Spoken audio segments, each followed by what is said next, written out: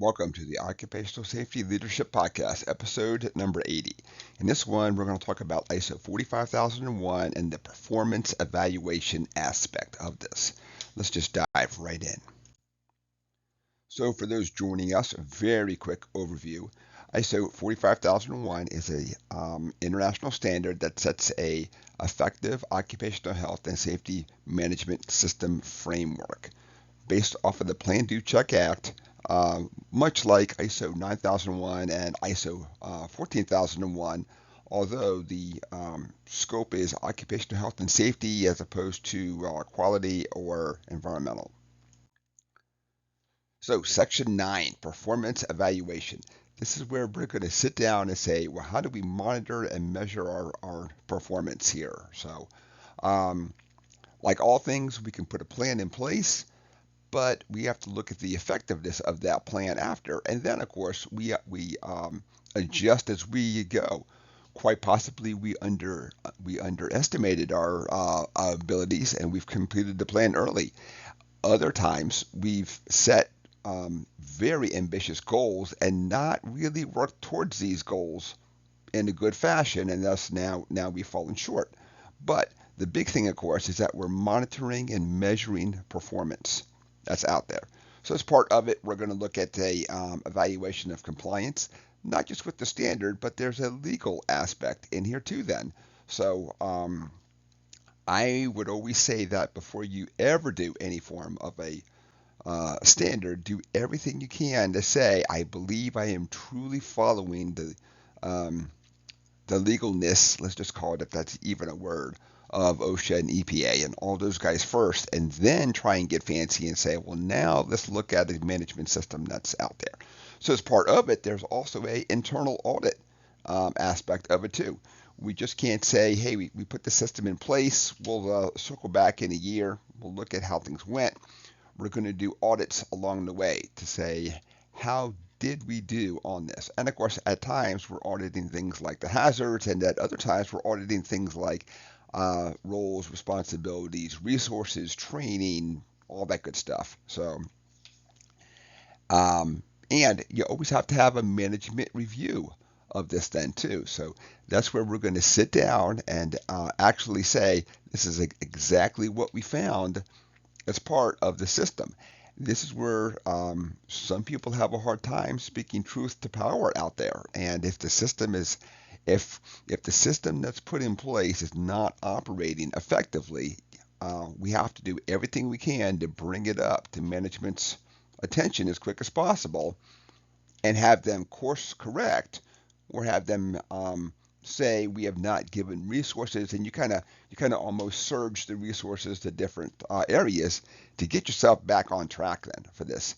So this is a long-term project, of course. Anybody who thinks they're going to do ISO 45001 in a week or two and then come on back and check in a month, it's going to take longer, because the big thing that we're trying to do is to have a system in place so that we tackle and assess the hazards, we control the hazards out there, we do all that stuff, as opposed to running from fire to fire and not really having a good handle on the accidents, injuries, chemical spills, all that stuff that we have out in the workplace. Part of it, of course, is that after you've had an incident, we're going to look at the incident investigation process. We're going to do everything we can not to have the same one.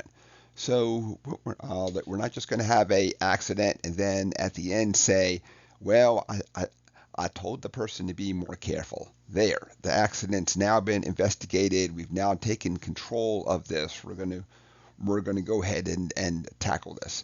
So the system looks at accidents and injuries and all that as a non-conformity, and part of it, of course, is that you have to take corrective action.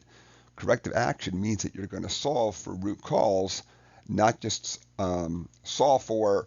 I've seen this at many companies where, regardless of what happens, they're doing everything they can to blame the person and say that they use bad judgment, they know better, they've been with the company for a while. The whole litany of excuses out there. And then we want to look at continual improvement. how are we getting better out there? So a lot of times when we set up a system, we have to just say these are the hazards that we have in place. I've kind of inherited this site, this system, this is how I'm going to make things better out there then. So part of continual improvement can also be, so now that we've taken care of the baseline of the issues, how do we go back and make sure that we don't have these issues again?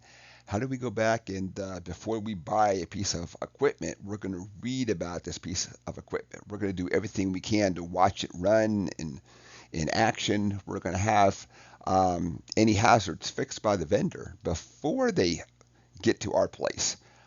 Because once that we get it here, regardless of what our really good intentions are, almost everybody wants to put it in, put it to work because the company has spent time, effort, and money on this thing. It's time for it to pay for itself then. So it's always harder to have something fixed after it's at your facility as opposed to the vendor is doing it for you before it even ships from their location. That is it for episode 80. We just did a very quick overview of performance evaluation. I wish I could go into greater detail, but this is also based off of the goals and objectives that people put in place. So there's not going to be a 100% set. This is exactly right and this is exactly wrong. With all these systems, it has to be what works for you and your company and your management system in place and all those other factors that you just can't say that everybody will have these factors and that's going to be it moving forward. That is it for episode 80, ISO 45001. We talked about the performance evaluation aspect.